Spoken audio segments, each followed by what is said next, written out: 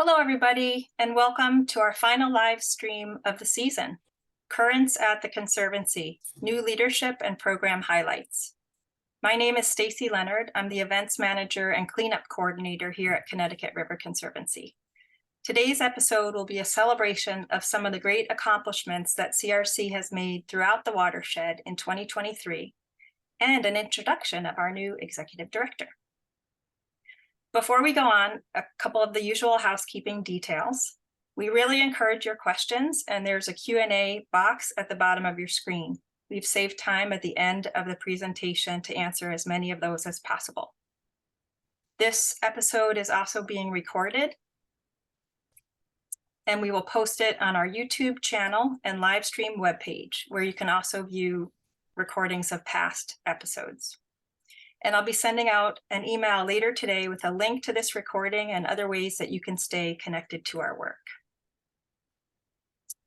So for the agenda today, we're going to start with some opening words from Rebecca Todd and her vision for Connecticut River Conservancy in 2024. She will then pass the baton from staff to staff, who will share updates on everything from invasive species to dam removals, restoration projects, and more. And we'll take time to answer those questions that you have about our work thus far and into the future. So without further ado, I'd like to present to you our fabulous new director, Rebecca Todd. Take it away, Rebecca. Hi there. Hi, everybody. I hope you can hear and see me okay. Thank you so much for joining us, for spending your lunchtime with us. I have the great good fortune of being the new executive director of the Connecticut River Conservancy. I have been in this office for about 2 months, which is not a long enough period of time to get the mural of the Connecticut River watershed painted on the wall. So my apologies that my background is a little drab, but I've got really talented staff, and they assure me that we can get a picture of the entire watershed back of me. So I want to share with you that I am really excited about this organization. I'm really excited about the people involved with CRC. I'm gratified for the past and the solid foundation that the organization clearly sits on, and I'm really excited for our future. In a time of divisiveness and destruction, I find great hope and motivation in working with an organization that's dedicated to clean water, healthy habitats, and thriving communities. We are productive and positive, and everywhere in the watershed that CRC is, we bring good things. So I am particularly excited to be lending my weight to the collective effort, or putting my shoulder to the collective wheel. I am particularly proud of the work we've done this year, and I think you'll agree with me at the end of this live stream that we have incredibly talented and dedicated staff. And I'm also interested in the world beyond our staff and our fabulous board. I'm interested in you and what you think and what you have to say about the Connecticut River Conservancy, the Connecticut River watershed. What projects are important to you? What opportunities do you think we should be pursuing? what work will have a meaningful impact to the ecosystems and the people who reside in them. So more about that later. But for now, I've been asked to tell you a little bit about myself. And I graduated from high school within the Connecticut River watershed. I graduated from a college in the Upper Valley of the Connecticut River watershed. I've spent most of my adult life in our fabulous watershed. Along the way, I've worn lots of different professional hats. I started off as an aquatic ecologist and thought I would go on to get my PhD in aquatic ecology, but along the way was working on an ecosystem that was the subject of litigation, and decided I would pursue law school. And I went to law school to practice with the idea that I would practice public interest environmental litigation. I was lucky enough to do that for many years, working for public interest environmental organizations on both coasts and litigating under the Clean Water Act, the Endangered Species Act, hazardous waste issues. So I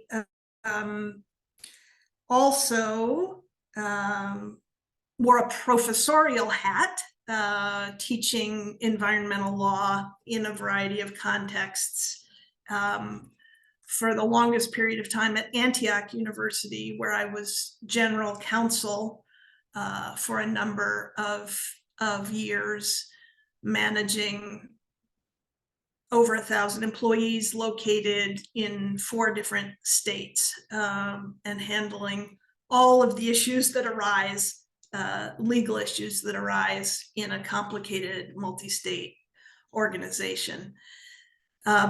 Most recently, I was executive director of a small nonprofit in Keene, New Hampshire, Stonewall Farm, and I am happy to have landed at what feels like a real home to me here at CRC.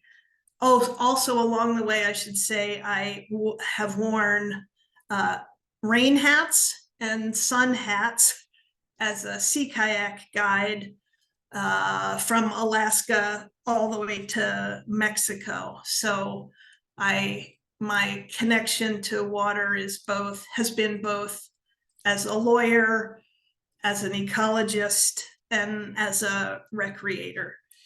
I currently live in New Hampshire, stone's throw from the river. Well, if you have a really good arm, it's a stone's throw from the river, and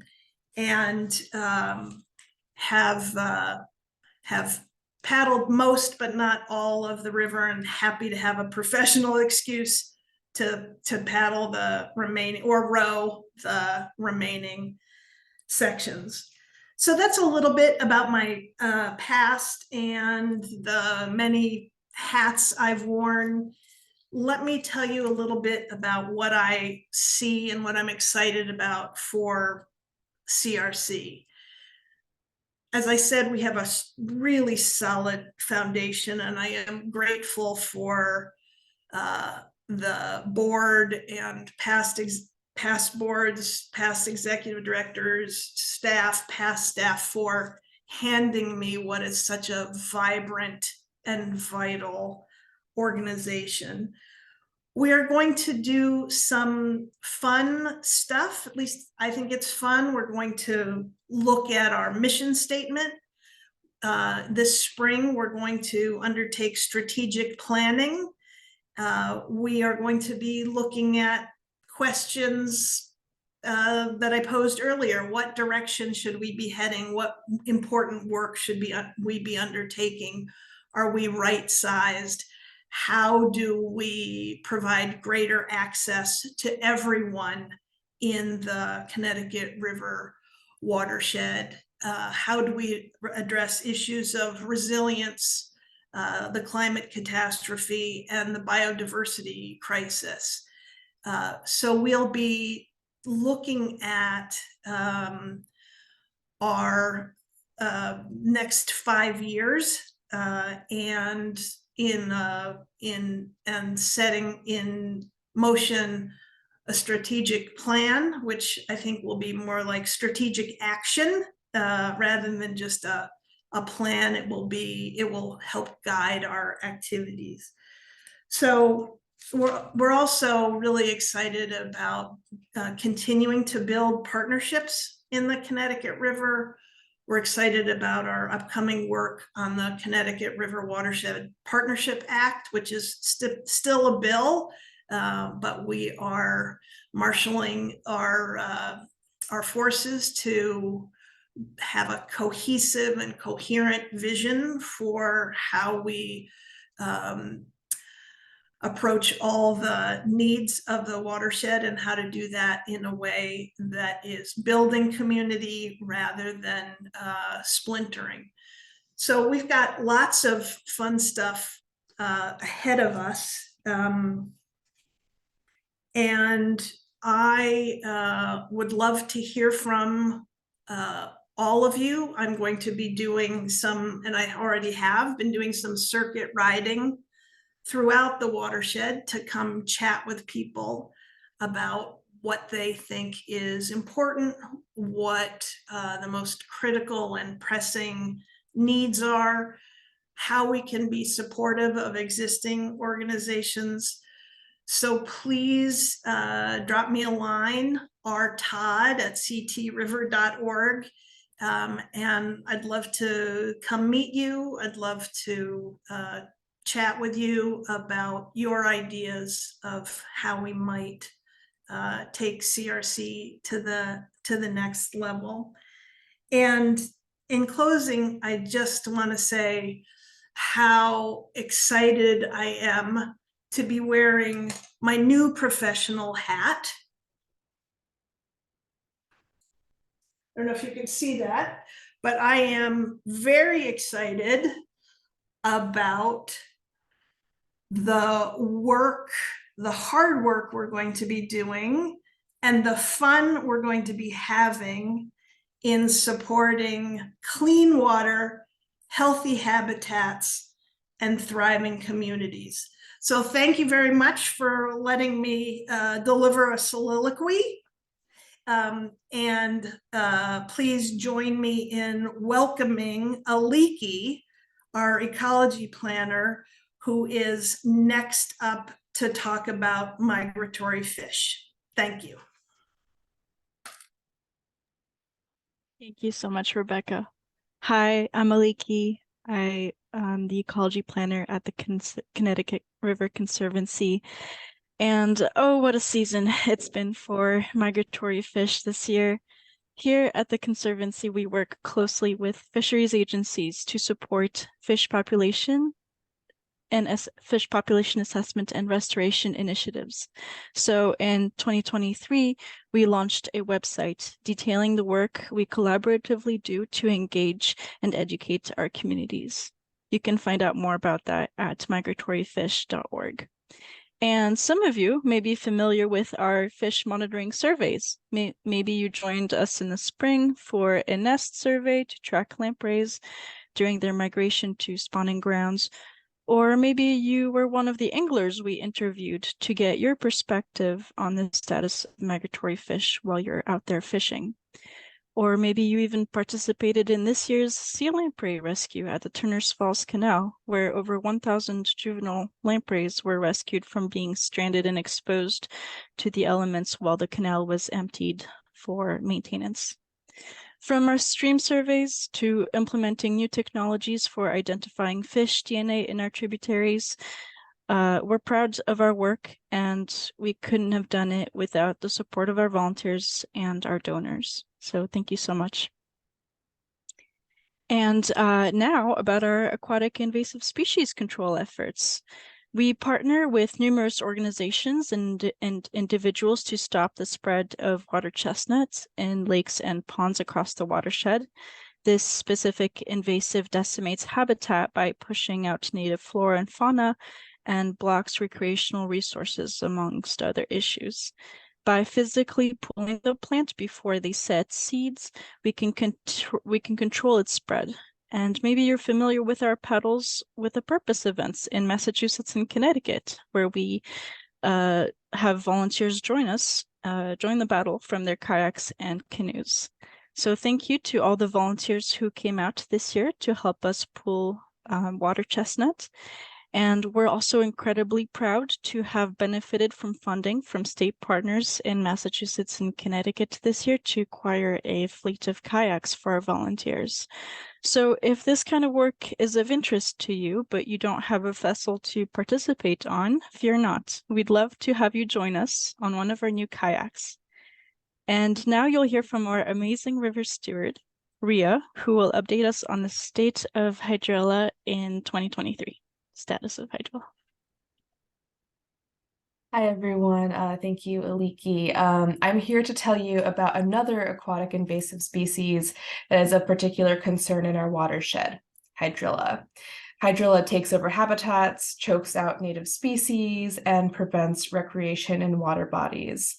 Hydral was first found in the Connecticut River in 2016, and since then it's been found in 842 acres from Agawam, Massachusetts to basically the Long Island Sound.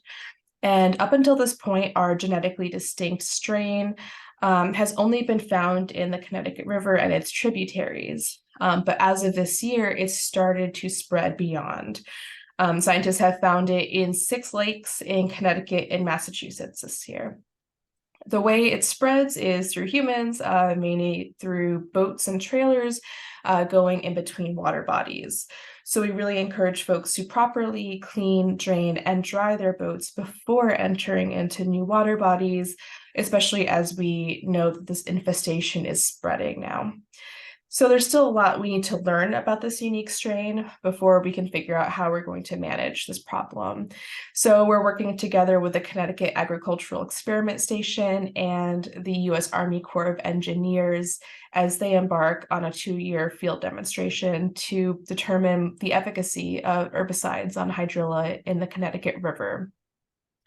And so for CRC, it's really important that we continue to educate folks on this growing issue, especially because we can all do our part to help prevent the spread. So we organized a press conference this summer on Hydral, which brought together legislators, municipalities, researchers, and the boating community. And this event generated lots of local press, and we even had a story in the New York Times last week, which was exciting. So here in Connecticut, we're on the front lines of Hydral in our watershed, but we hope that by encouraging research and educating the public, we can help keep it from taking over other parts of the watershed. And we'll continue to keep you all posted as we learn more. So now I'll hand it over to Ron Rhodes, our Fearless Restoration Director, to talk about the great work we completed this year. Thanks, Ria. Thank you, Ria. Restoration program. So we are, depending on the year, anywhere from $1 million to $2 million in our restoration budget. This year we were closer to $1 million, and next year will be in the $2 million range, simply because we've got one large dam removal that's a $500,000 project in and of itself.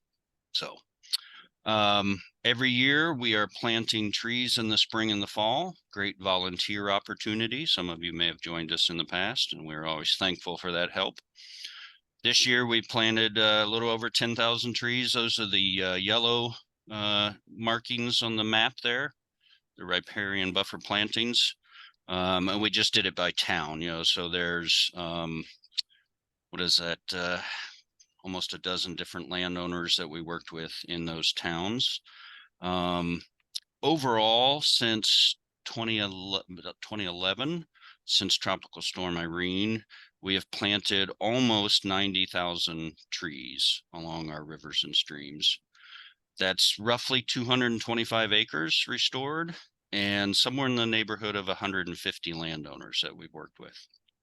I haven't done the math on the budget of how much we've spent on those projects, but they are all very beneficial. We're writing grants, and focus is reducing erosion and the nitrogen, the nitrogen input into Long Island Sound from the Connecticut River is contributing to, well, in the past, they've had fish kills and algae blooms, et cetera. So a lot of our restoration work in terms of tree planting and floodplain restoration is focused on reducing that nitrogen input. And of course, the trees that we plant increase habitat. We partner with Vermont Audubon, for example, on a grant program that we have right now. So we're helping, birds and other critters. And then, of course, especially on the smaller streams where we're doing these buffer plantings, we're reducing the stream temperatures, and brook trout especially need cold water to survive. So multiple benefits to these riparian buffer plantings that we do every spring and every fall. The green on the map is the floodplain restoration. Our conservation scientist, Fritz Gerhardt, has a grant from the U.S. Forest Service. We're actually doing some innovative floodplain basically research and testing which approaches work best. Is a tree planting by itself better than a mowing or treatment of the site before you come in and plant trees? What size plants should we be planting? 18-inch whips or 4-foot trees? So Fritz has that research grant going on. We also do big yellow machine, excavator type work. That's the project in Plymouth that we did this year with various partners. We never do any of this work alone. There's always multiple groups involved. And, that was actually a tropical storm Irene fix from some road work that had been done post Irene flooding to get the road back open, but created some issues on 2 different properties. So we did the one property this year. We'll be there planting in the spring, and then construction at the second property in Plymouth will happen next summer. The blue is the strategic wood edition, and that's a relatively new piece of our program. We work specifically with Red Start Forestry out of Corinth. They have private forest clients, and they do forest management work for individuals that own fairly large tracts of land. And where there are small headwater streams, so small little brook trout streams that you can basically step over in fairly flat areas, nothing too steep, we're actually cutting trees out of the woods, not along the river, but further back, and dragging them into those small brooks to create habitat for the brook trout. And there's a host of different benefits.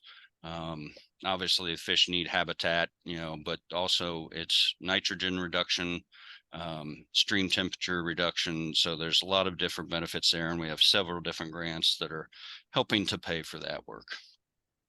And then on the pictures in the bottom, that's on the bottom left, that's one of our planting crews from Northwood Stewardship Center, another great partner. They help us. Red Start and Northwoods are sort of our main planting crew. They help us with pretty much all of those tree plantings that you see on the list here. And then in the middle, there's Becky Budd, our restoration program manager with a wood turtle.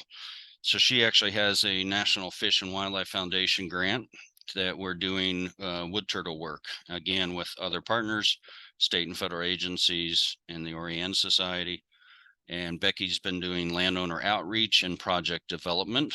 And we are getting to the stage where we'll be implementing those projects starting next year. And then the lower right picture is Becky and I on the tree planting down in Massachusetts that we did this fall with the U.S. Fish and Wildlife Service Conti Refuge at one of their sites. So pretty much this map changes as far as where we're doing the projects. Next year's riparian buffer planting in Connecticut, for example, is not in Windsor. It's, I forget what town it's in, but it's further south. So we'll have, a similar looking map from year to year with different locations and slightly different numbers in terms of how many trees planted and how many towns and whatnot, but roughly the same from year to year, at least so far. And then the next piece of the puzzle is dam removals. And this is where we spend the most money. And obviously the most time, because a dam removal project takes anywhere from 3 to 5 years if we're lucky to put together and get the funding for. So the pictures you see here were in Wilmington, Vermont. It was a privately owned dam that a member of Trout Unlimited who fished the small brook trout stream took pictures of and sent to me in 2019, I believe it was. And we contacted the dam owner and asked them if they were interested and willing to let us take this dam out. And they agreed. And so it took us, a few years to get the engineering design done, the permitting, get all the grant funding to be able to afford to do the project, and then put it together where we did the restoration this summer. These big yellow machines, are only allowed to be in the river in the summertime when the water is low, in theory. Obviously, now we've had 2 100-year storms or more than that in the summer, this July. And of course, that tropical storm Irene was in August. So luckily we have not been mid-project when those hit. That would be terrible. This also, the bridge that folks are standing on, this is also, in addition to the dam removal, a culvert removal project. So the town-owned culvert below this privately owned dam flooded and blew out in Tropical Storm Irene. And the town, had to get the road back open. It was the only way in and out of that road for those people that lived there. So they got the road back open, put in a pipe, and it was not, sufficient. It was a 4-foot culvert. And that bridge that we're all standing on is 40 feet. So we have 10 times the capacity for flood resiliency. So it's not just about aquatic organism passage for brook trout or sea lamprey or mussels. It's also about making our communities more flood resilient. In general, over the years, I did my first dam removal in 2014, and we've done 21. So we're doing 2 or 3 a year.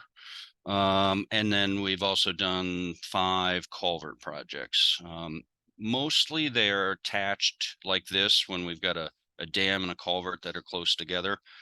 And it doesn't make any sense to remove the dam if the fish can't get through the culvert. So we end up doing 2 projects in one. We've done a few individual culverts also where we've worked with towns to help them get additional grant money. These projects are expensive. Like I said, the big project we're going to do next year is $500,000. I think together, this dam and this culvert here in Wilmington was somewhere in the $350,000 range. So it takes a while to pull all of those, get 5 or 6 grants to help make that happen. And I think the other piece of the puzzle is miles. So, when we're doing these projects, we're opening up miles. So Rebecca talked about climate change. And like I said, brook trout need cold water. If they're cut off from the headwaters that are the coldest parts of our streams, they can't get up to spawn, and they also can't get out of in the hot summer, they can't get out of those higher temperatures in the lower stretches of the brooks or rivers. So we've, in these 26 projects that we've done, we've opened about 425 miles of habitat for brook trout and other critters in the upper parts of our watershed. And let's see, next year we hope to do a project on the Saxons River in Vermont, and that actually is a sea lamprey project. So the sea lamprey come up out of the Connecticut River and they spawn in the lower Saxons River. A leaky does surveys there, but they're then cut off from the upper stretch of the river by this dam. And so we are proceeding with that project. We're looking for a little more funding to make that one happen, but hopefully that will be another dam removal we're tackling next summer. So if you ever want to come out and see the dam removals in actions, we love to have folks visit the site, as you can see here on the screen. And like I said before, if you're looking for volunteer opportunities, the tree planting work is especially beneficial, and if you don't mind getting your boots muddy and your hands wet. All right, I think that I've pretty much hit everything there. We're going to pass it on to our New Hampshire River Steward, Kate Buckman. Thank you, Ron. Hi, everyone. Thanks for attending today. I hope you're continuing to put questions that come up in the Q&A spot. We're looking forward to interacting with you at the end. As Ron said, my name is Kate, and I am the River Steward in New Hampshire. And the River Stewards in all 4 states have been working really hard over the past year to ensure that the watershed continues to be protected and improved. And we're often asked, what do you do as a river steward? Well, our primary responsibility at CRC is advocacy work, but we do wear many hats, and our work takes place in many environments, from the State House all the way to the river itself. You may have seen us out and about at educational and outreach events like the Angling and Donuts on the Whetstone Brook in Vermont, or Compass Youth Paddles that happened throughout the year in Connecticut. As Ria mentioned earlier, we've given press conferences, and we also give talks throughout the watershed on topics ranging from CRC's aquatic invasive species work to combined sewage overflows to what it's like to take care of the environment for a job. River stewards serve on committees in our states, and we communicate and collaborate with resource agencies, other nonprofits, and community partners throughout the watershed. And we advocate for the river through monitoring and commenting on things like legislative and rulemaking actions or permit applications. A few things that we are particularly excited to have accomplished in 2023 that we view as having extended benefits into the future as well include what you see on the screen here, a extended producer responsibility bill passed in Connecticut for tires. And so the passage of EPR for tires in Connecticut will decrease illegal tire dumping, save municipalities money, and boost tire recycling in the state. And this was a big win for Ria. We were really happy to see that bill passed with her support, along with her many partners that pushed it through. In Massachusetts this year, one thing that we are excited about is our Massachusetts River Steward commented on 7 permits, wastewater permits in Massachusetts that had not been updated in over a decade. These comments are helping to prioritize clean water through stricter facility requirements at wastewater facilities. In Vermont, the Vermont Water Caucus coordinated together to advocate for the passage of riparian buffer protections, improvements to the bottle bill, and development of a study related to herbicide use on invasive plants in Vermont. And here in New Hampshire, I was really excited to get a grant to support water quality science and purchase testers and other equipment to pilot easier to use water quality monitoring equipment with some of our volunteers. So if you want to take part in water quality monitoring in New Hampshire and want to help me pilot some of this new equipment and give comments on how you find to use it, please don't hesitate to get in touch with me. That's just a smattering of what we did over the past year. There was a lot more that happened as well. And in the coming year, we're looking forward to continuing this work. We're going to push for more climate resilience legislation in Vermont. I'm going to continue to work with resource agencies and ALICI to identify and advocate for the protection of migratory fish habitat in New Hampshire. Ria will be supporting additional river restoration work in Connecticut. And we're really excited to be shortly welcoming our newest Massachusetts River Steward to the advocacy team. So stay tuned for that. I am going to now pass it over to my colleague, Kathy Erfer, who is the river steward in Vermont, to speak more about our advocacy work specifically around hydropower facilities. Thanks, Kate. Thanks everyone for joining us. Always glad to connect with our river community. So as Kate said, I'm Kathy. I'm the river steward in Vermont. I'm not sure if Ron actually said this in what he covered, but there's actually thousands of dams in our watershed, which include over 50 hydroelectric dams that we track as part of our advocacy work. The reason we engage in hydro relicensing in each case is that the license is 30 to 50 years long. So the relicensing process provides literally a once in a lifetime opportunity to influence how the facilities affect the rivers that they're located on. While hydro is generally considered a renewable energy source and is certainly greener than burning fossil fuels, though it is not carbon neutral, it fundamentally changes the rivers that are dammed and has long-lasting and continuous environmental impacts, such as blocking fish passage, increasing water temperatures, which reduce dissolved oxygen levels, creating obstacles to recreation, and exacerbating erosion along riverbanks. So our role as advocates is to ensure that these impacts are minimized to the fullest extent possible, and that the companies mitigate for impacts that can't be addressed through the relicensing process. That mitigation can take many different forms, such as specific enhancements to recreation, like adding boat launches, or shortening portage routes around dams, land conservation, improvements to fish ladders, ongoing monitoring of riverbanks, and sometimes funding to support river-related needs in our communities.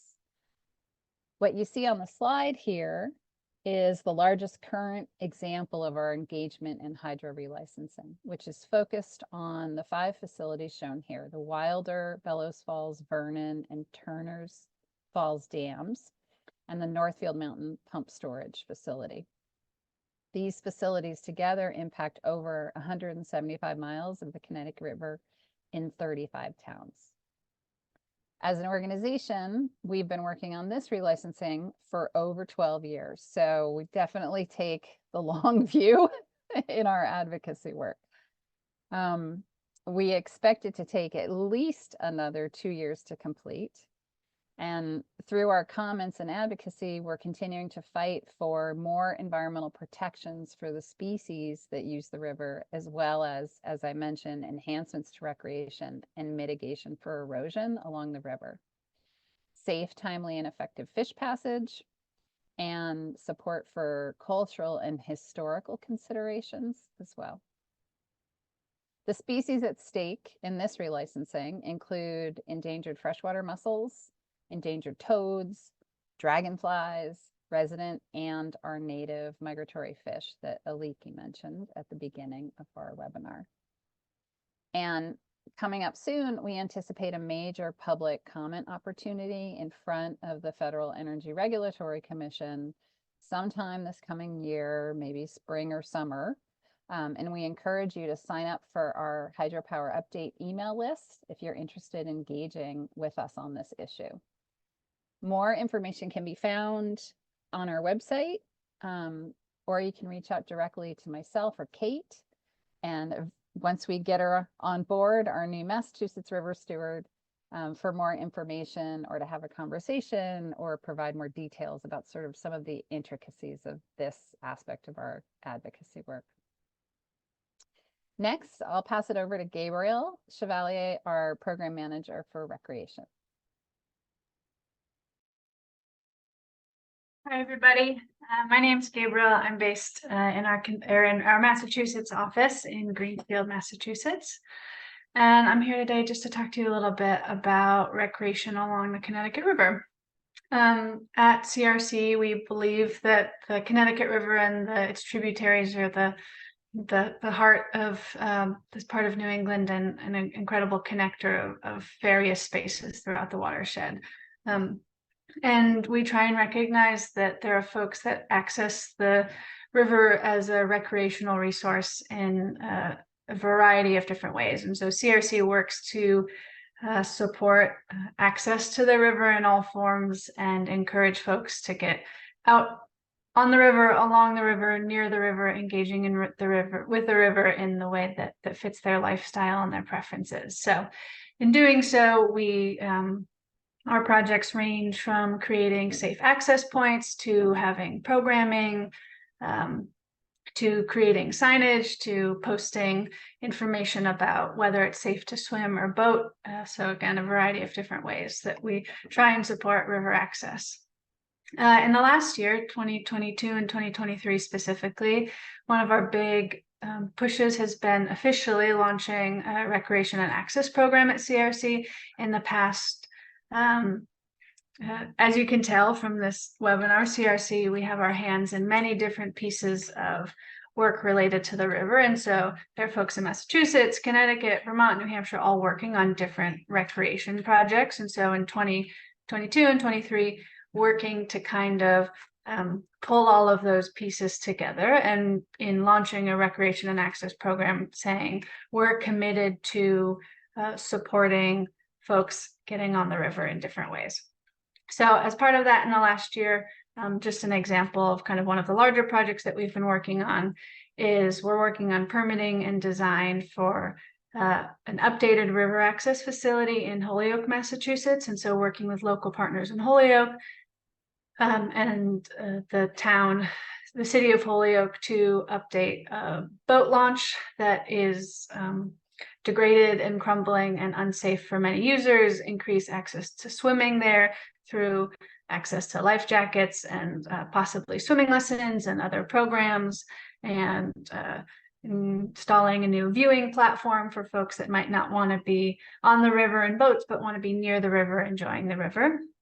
Another project that CRC has been working on supporting is the Connecticut River Paddlers Trail, which it presents a unique experience for folks who want to paddle. As Rebecca said, working to paddle the whole river, but some folks try and do it all the way from the source up in the headwaters down to the Long Island Sound. And so along the Connecticut River, there's groupings of a little bit more than 50 campsites. So folks can piece together either a through paddle and do it in one fell swoop, or do different sections of the river. So about 50 campsites and over 100 access points. And so CRC, through our work with the Connecticut River Paddlers Trail, works to support different like picnic tables and signage and bathrooms at those sites so that it can continue to be a resource for paddlers that are traveling the river.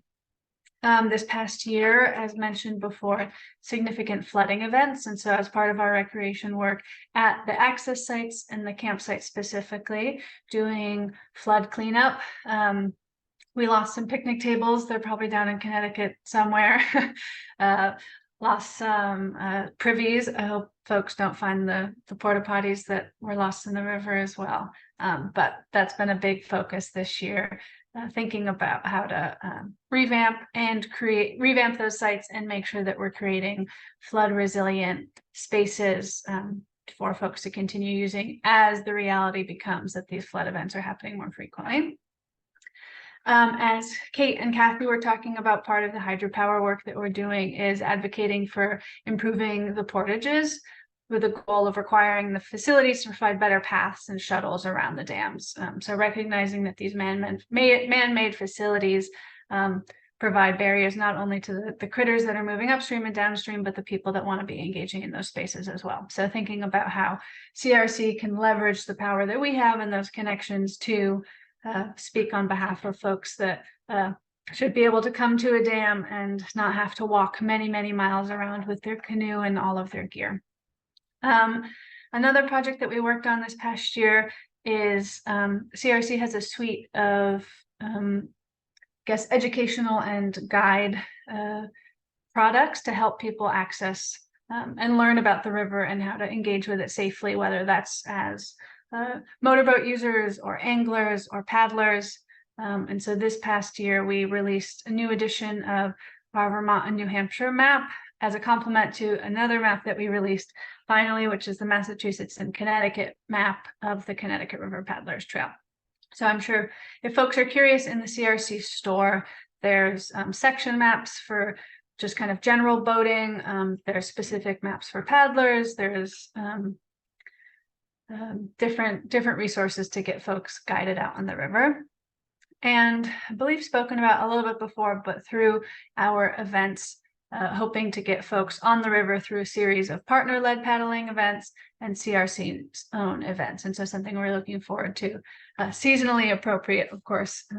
I personally am not interested in wintertime paddling. Well, I know there are some folks that are out there, intrepid explorers doing it, but thinking about for the next paddling season or the next kind of spring, summer, fall season, how we can continue to engage in getting people on the river, near the river, enjoying the river. So I'm going to pass it off to my colleague, Ryan O'Donnell, who is our water quality program manager, to talk to you a little bit more about that.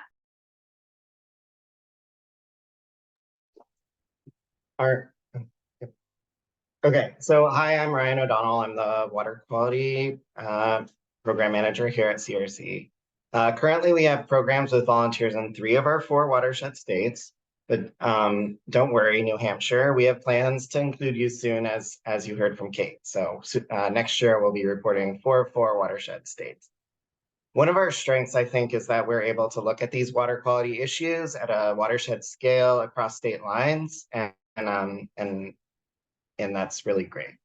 Currently, we test for E. coli, which is a bacteria that helps us understand if waters are clean enough for recreation, nitrogen and phosphorus, which are vital plant nutrients that can cause algae blooms and eutrophication if there's too much of them in the water, chloride and specific conductants, which is primarily affected by road salt, turbidity, which is a measure of how cloudy the water is, and microplastics, which are the tiny fibers and bits and pieces of plastic that make their way into our waterways.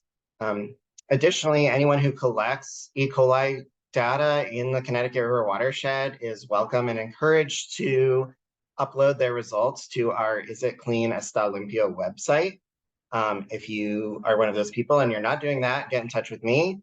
But we have results from all 4 of our states, from Haddam, Connecticut, up to Springfield, Vermont, and always looking to expand that. You can find that at ctriver.org/isitclean. All right, so one of the things that I'm most proud of is the support that we can provide to the groups who are monitoring the tributaries of the Connecticut River. Since we can't monitor the whole watershed, and we actually don't want to. We want to support our partners. We're happy to use our resources and experience to provide assistance running water quality monitoring programs, provide testing at our water quality lab, offering advice and technical support, mapping, those sorts of things, include them in our grant proposals, and of course, share their work and their results. Some of our partners include our affiliates, the Deerfield River Watershed Association and the Fort River Watershed Association, our fiscal sponsor, the Chicopee Four Rivers Watershed Council, and our other partner organizations, the Scantic River Watershed Association, the Black River Action Team, and the Ottaquechee Natural Resource Conservation District. And of course, everyone who uploads their results to Is It Clean. We have a water quality lab in our headquarters here in Greenfield, where we can process samples for E. coli and microplastics right now. E. coli samples actually have to be processed pretty quickly after they're collected. So our lab is an important resource for the Connecticut River Valley in Massachusetts, and then Southern Vermont and New Hampshire.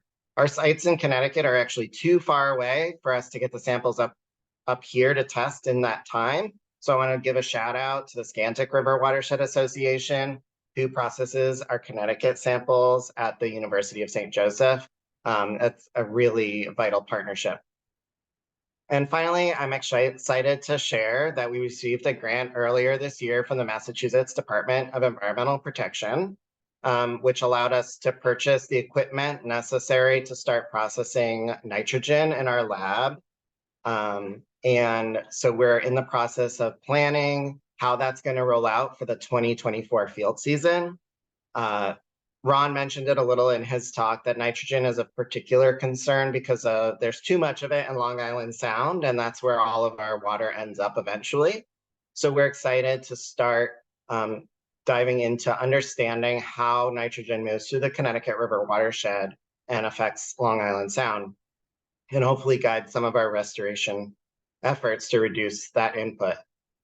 Before I pass it on, I want to say a huge thank you to all the volunteers who collected water samples this year for us or any of our partners. We really couldn't do it if we didn't have our amazing volunteers who get up early in the morning and they go out, whether it's a nice sunny morning or a horrible rainy morning, some of them by boat, by bike, amazing things. And we really couldn't do it if we didn't have them. And so now I'm happy to pass it on to Stacy to give you a little bit update on Source to Sea. Great, thank you, Ryan. I just want to say before I begin these comments that for folks who are worried that we're getting close to the end of the hour, there are some of our staff who will be able to stay on beyond 1 o'clock, and we hope you will too. And we'll try to answer the questions that are in the chat. And if your question wasn't answered, when you receive the email later, you'll be able to get in touch with any of the staff here by email or phone. So please hang in there with us. So I'm going to share a little bit about the cleanup.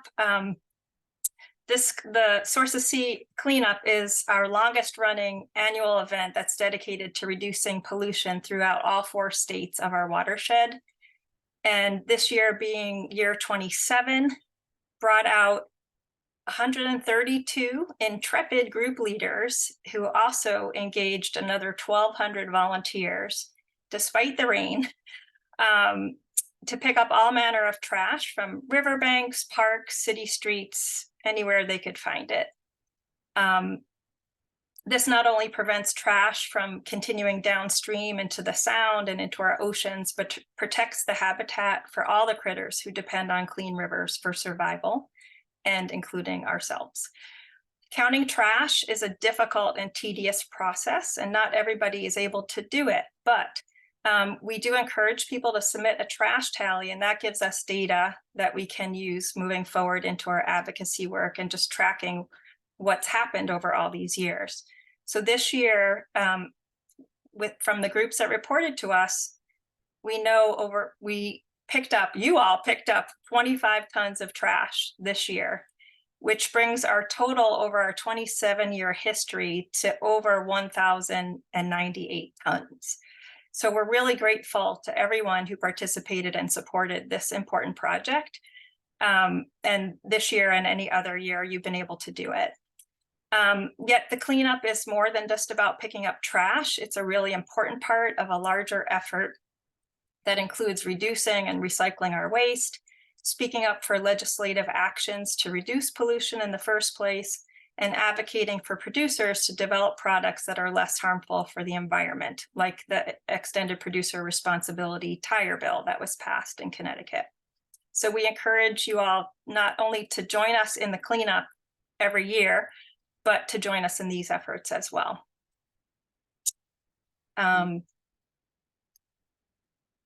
Next, I'm going to share a little bit about our very exciting event that happened this year with our newest trustee, Kari Castango, who swam the entire Connecticut River. There are so many meaningful and inspiring aspects to Kari's sensational swim of the 410 miles of the river. There's her personal accomplishment to be the first person to do so. And I kind of like to call her our Diana Nyad of the Northeast, if anyone's familiar with her efforts.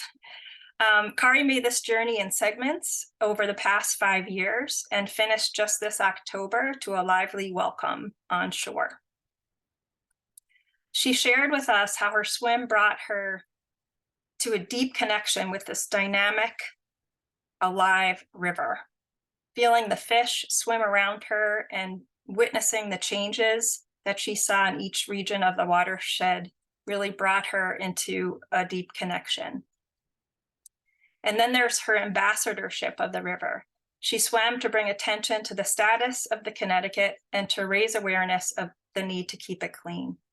We are so grateful to her for doing this and sharing her spirit, action, and dedication with us all. So you can see some of the stats of what she accomplished. It was quite a feat. And Kari's also available to talk with folks about her experience as well. So you'll be hearing more from Kari. So I'm going to end it there. We're just trying to be close on time.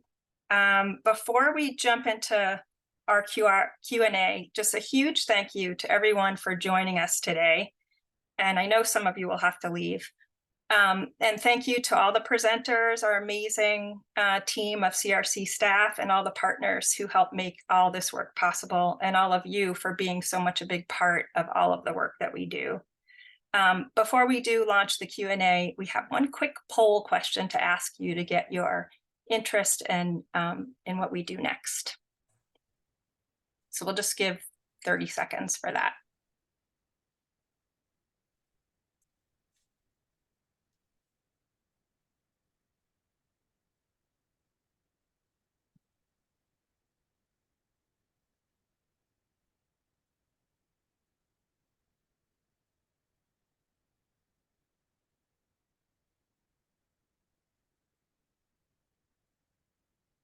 Okay, maybe, people are still answering. But while you're thinking about your question, next I'm going to pass this back to Rebecca, who will lead the Q&A. And again, we're delighted that you're all here with us today and look forward to sharing the recording of this presentation with you later this evening. Thank you, Stacy. So, folks, I hope you can see why I'm so excited to be joining the Connecticut River Conservancy. We've got incredible folks doing incredible work. So you all want to hear about dam removals and restoration. We'll give that to you and more. First question from Representative Peter Anthony from Vermont. Thank you, Representative Anthony, for your work. How vital is the public trust doctrine as a tool to remind states of an ethic to guide their management of water and riparian habitat? Peter's particularly concerned with New Hampshire as the river boundary with Vermont is at the Vermont water's edge. So I'll take a stab at answering that one and kick it off to folks who might want to add. The public trust doctrine is an ancient doctrine that holds that the sovereign entity holds natural resources in trust for the public good. And in New Hampshire and Vermont, we've got two sovereigns, one on each side of the river. Although, as Representative Anthony suggests, New Hampshire owns the water all the way to the Vermont shoreline. So public trust doctrine highlights CRC's perspective here. We are all citizens of the same watershed.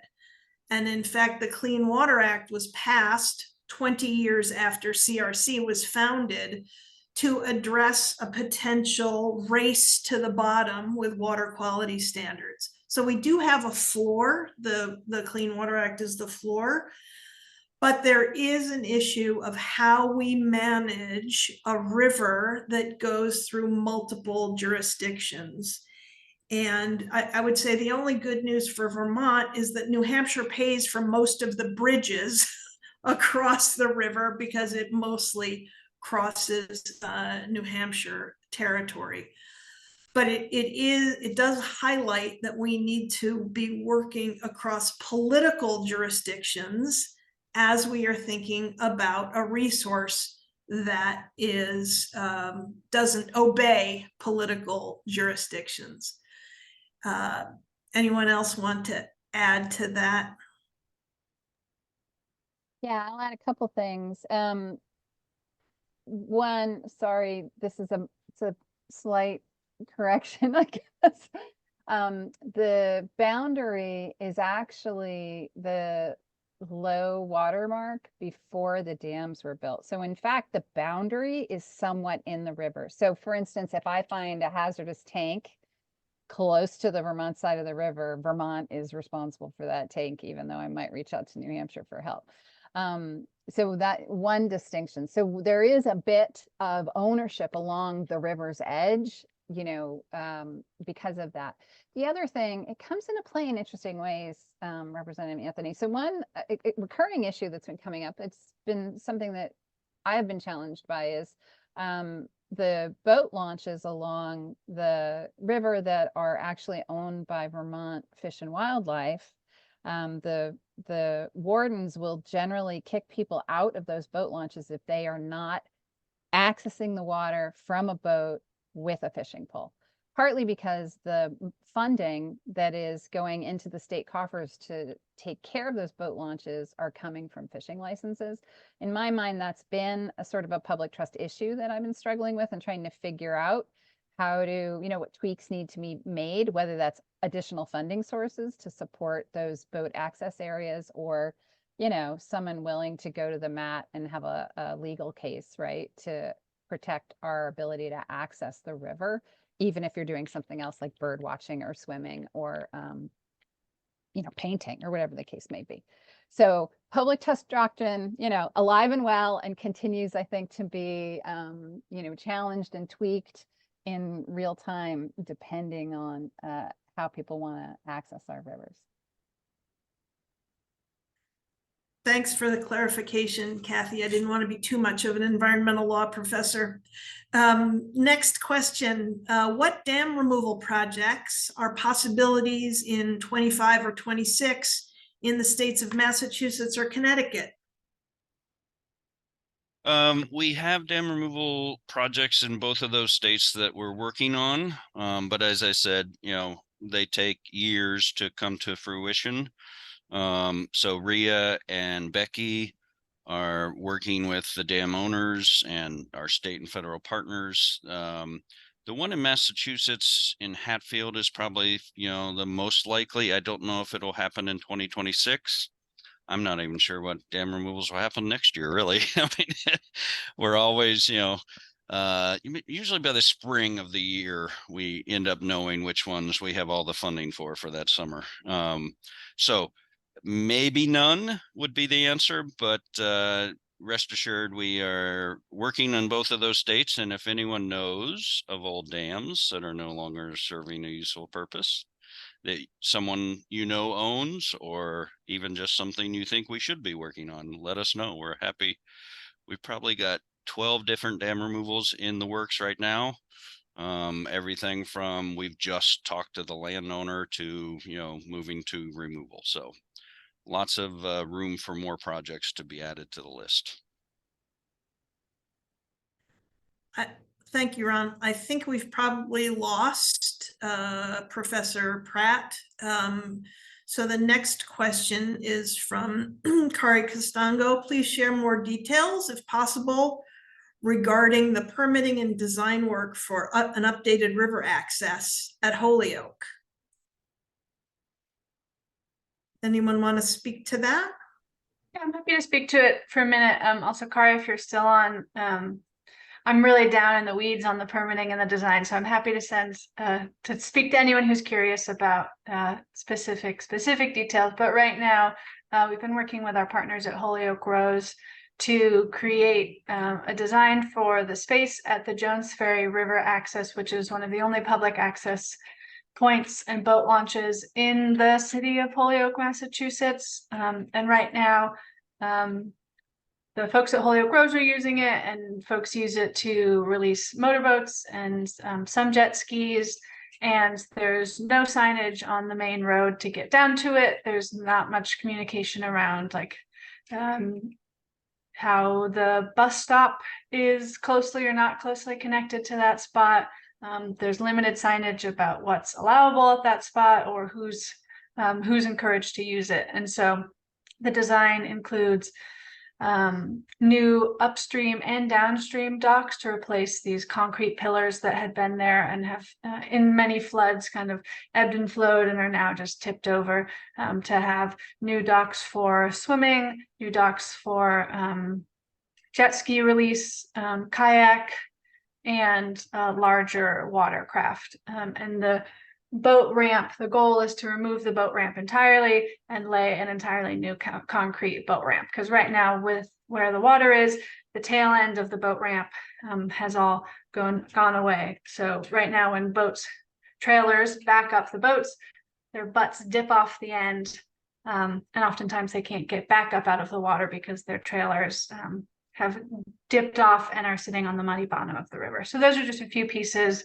and some invasive species removal and bank stabilization after the project had been completed. So right now we are in the licensing portion of it that has taken almost 2 years, but we should have those in hand soon. So boots on the ground, hopefully next summer.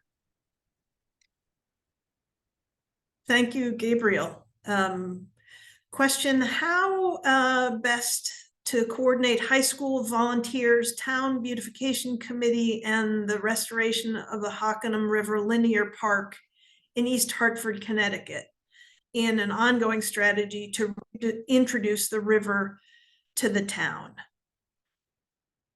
Cool, I can take that one. Hi, Tim. So glad that you could make the webinar. That's a great question, and I don't know if I could fully answer that in less than a minute. So maybe we'll chat more after this. But I've just been thinking about different ways that we can reintroduce folks from the town to the river, and I think there's a good opportunity for CRC to partner with you folks, like on events or guided walks on the linear trail, just explaining the history of the Hockanum River, and why it's such a important resource for your town. I think there's a lot of potential there. And as far as volunteer coordination goes, I think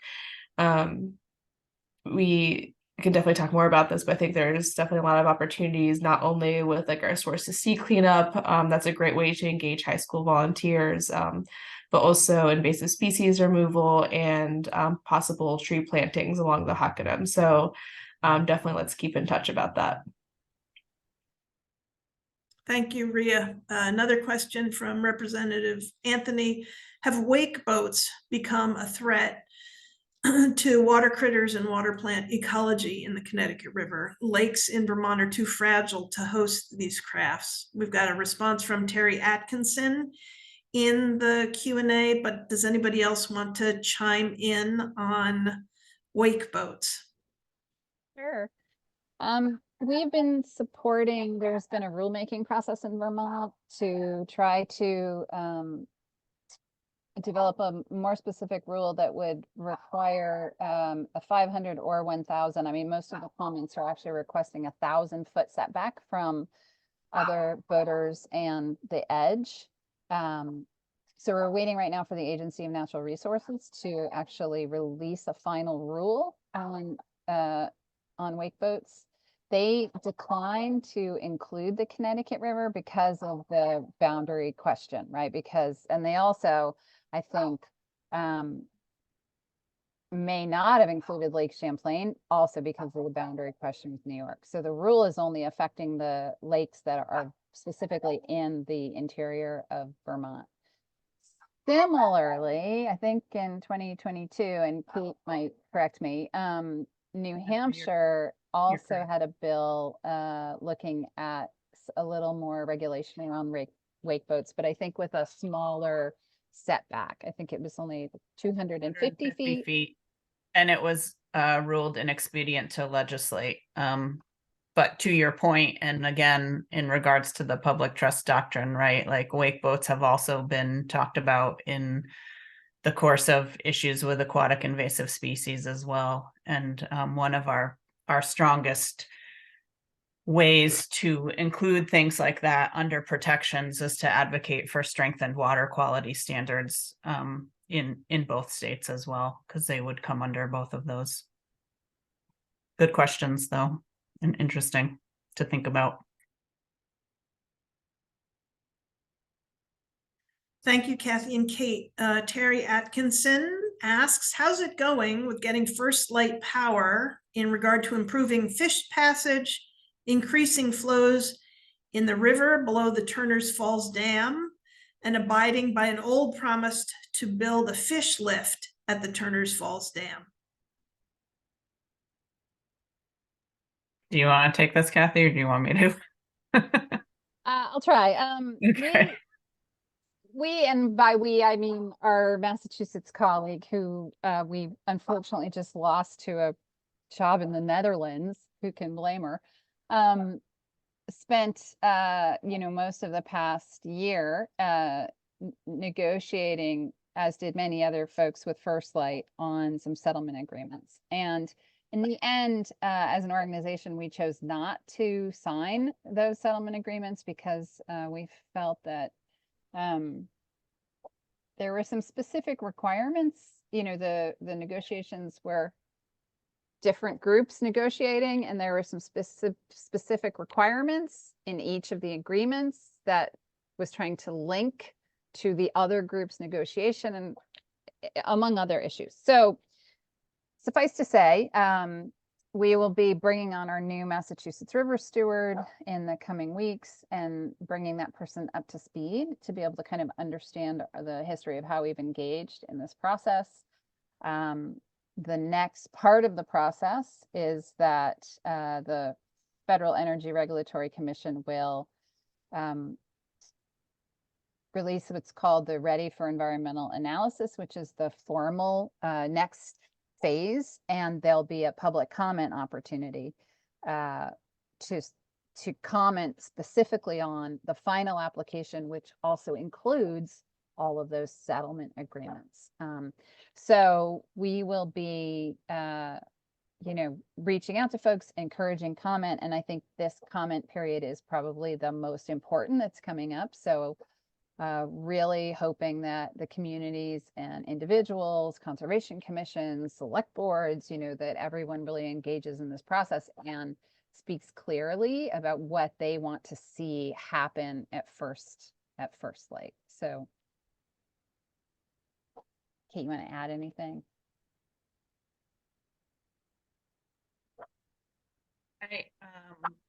If you are interested in reading stuff, we can send you information about what is included in the fish passage and settlement agreement and stuff like that too, if you're really interested in getting down into the weeds. So reach out to Kathy or I, and we can provide more specific information about that if you're interested.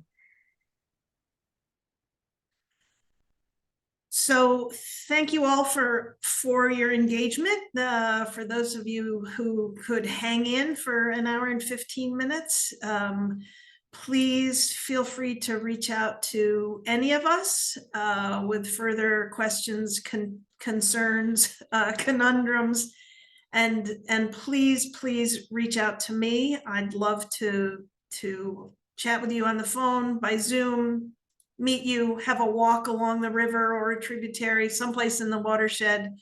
We really appreciate your active engagement with the Connecticut River Conservancy. And I think you've heard it here before. We couldn't do it without you. So thank you so much.